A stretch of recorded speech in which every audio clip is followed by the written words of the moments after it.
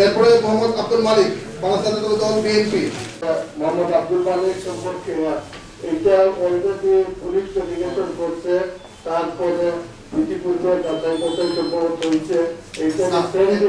এইটা আমরা কবে নাগাদ কখন জানতে পারবো? নির্বাচনকে সামনে রেখে এটা আমরা কালকে থেকে আমাদের কাছে করে পেয়ে যাবো, কারণ আমরা আজকে এটা আমাদের পর্যায়ে জানাবো ওদের কংগ্রেসকে বা আমাদের আমাদের ওই সার্টিফিকেটটা দিচ্ছি, তারপরে আমরা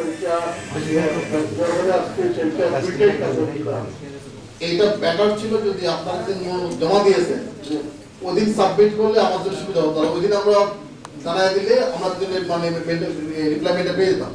তাহলে কিন্তু আজকে আমরা ওইখানে কলাম এইভাবে লিখেছিল যে পূর্বে নাগরিক ছিলেন কিনা, আমি ছিলাম। পরবর্তী কোয়েশ্চন ছিল যে বর্তমানে সে কোন পর্যায়ে, সেইখানে আমি এটা হ্যান্ড ওভার করে আসছি এবং সেইটা আপনাকে বলি সেটা হচ্ছে যখনই বলছেন আপনি যে হ্যান্ড ওভার করেছেন ওইটা অ্যাকসেপ্ট হলো কিনা রিসিভ হলো কিনা ডকুমেন্টটা দিতে হবে।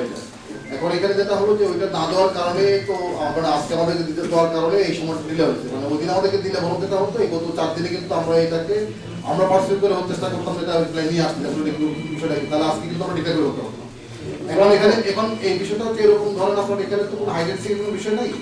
মানে বিষয়টা হলো ধরেন এটা যদি 15 দিন পরেও যদি ধরেন উনি এমপি হয়ে গেল, হওয়ার পরে যদি বিষয়টা আসলে সারেন্ডার করে নাই, উনি পাস করার পরে কিন্তু ওরা মেম্বার্স পাঠিয়ে দেবে বিষয় এরকম। সুতরাং এটা এখানে মানে 5 দিন আগে থেকে সুবিধা হতো যে আমরা আজকে পেয়ে যেতাম, আজকে কিন্তু আমরা কনফার্ম করে দিয়ে দেবো, কিন্তু ওরা অ্যাকসেপ্ট করে এটা আমরা পেয়ে যাবো।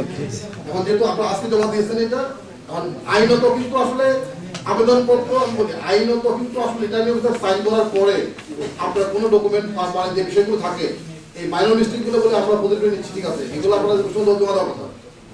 এবার আপনারা আমি সমাজ কালকে পর্যন্ত দেখে আপনারা রিপ্লাই পাই কিনা পেলে আমরা জানাইছি।